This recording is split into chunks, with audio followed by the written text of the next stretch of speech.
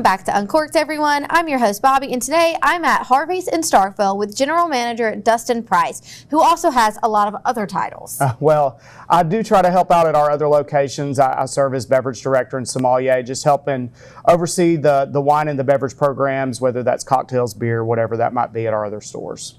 Awesome, awesome. So y'all have a wine dinner coming up. Yes. So we're looking forward to celebrating the anniversary of the Judgment of Paris this month. On May 24th and 25th, we'll do 2 wine dinners back to back and taste through some of the wines that we'll be tasting today that were actually featured in that tasting back in 71, I believe, was the year. Don't get me 1976. 76. May 24? Yes. I think so. Perfect. I think it was 1976. Could have been 71. So yeah, we're going to taste the Chateau Montelena today, and then we're going to taste through several others as well, some Bordeaux's. We're even going to taste some Burgundies, which is kind of a little bit different, but we're really trying to highlight that old world versus new world comparison and have some great food along with it. Yes, I'm really excited. So for those of you who do not know, the Judgment of Paris on May 24th, 1976 was set up by Steven Spurrier, who is actually no longer with us, unfortunately, and it put California winemaking on the map. It is what told the world after Prohibition that the United States could make wine.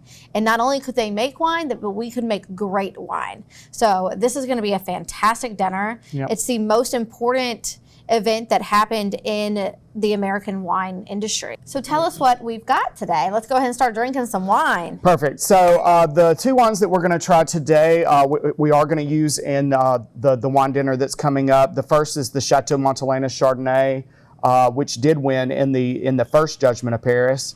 And then, I looked at a couple of different options for the kind of Bordeaux blend, American Bordeaux blend, and I landed on this Cyrus, which is the flagship wine for Alexander Valley Vineyards. And I'm really, really excited about featuring both of these. That's awesome. I was lucky enough to actually, when I was in DC, to get to taste a bottle of the Chateau Montelena Chardonnay that won in that Judgment of Paris. Yes. Perfect. It was a very awesome moment in my life. Yeah. Well, I think this one will still be great. You know, the thing that I like about this the most is that it drinks more like a Burgundian Chardonnay or a Chablis. And we're going to taste it side by side with that Albert Bichot Chablis, that single vineyard. That's going to be just a really great comparison. And Albert Bichot makes great products. They're a great price point, and it is the classic style of what Burgundy, white Burgundy should be. So it's a great comparison. But yeah, this is still lively. It's very fresh. They still make this Chardonnay in the same style they did during the Judgment of Paris. So you're trying something. They haven't changed it.